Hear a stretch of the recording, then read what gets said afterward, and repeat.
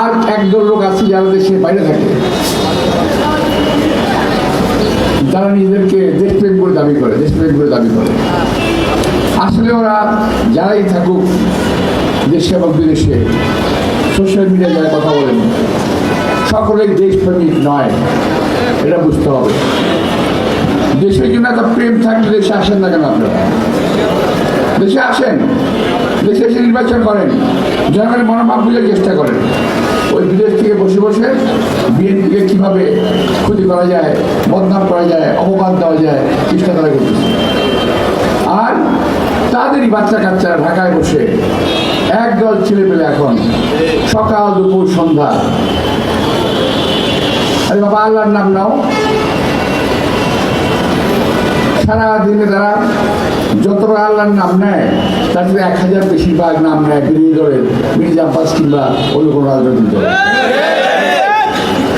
সারাদিন মুখের মধ্যে মিথ্যা কথার তুপড়ি ফুটতেছে। আবার বলে গিয়ে ওনারা মাদ্রাসা লেখাপড়া করেছে। তার মানে কি আমরা ভবিষ্যতে আমাদের ছেলেমেয়েদেরকে আর মাদ্রাসায় যেতে পারবো না? তারা কি মাদ্রাসায় গিয়ে মিথ্যা কথা শিখবে? তারা কি মাদ্রাসায় গিয়ে মিথ্যা কথা শিখবে? মাদ্রাসায় মানুষ ধর্ম শিক্ষা করে এবং সত্য শিক্ষা করে। কাকে গীবত বলা হয়, কাকে মিথ্যা বলা হয়, গীবত করা নিষেধ, মিথ্যা বলা নিষেধ, এগুলো শিক্ষা দেওয়া হয়, ধর্ম শিক্ষা দেওয়া হয়। কিন্তু এরা কি শিখলো মাদ্রাসায় গিয়ে? সকাল দুপুর সন্ধ্যা মিথ্যা কথা বলছে বলছে বলছে বলছে। আমি আজকে আপনাদের এই সভা থেকে বলতে চাই,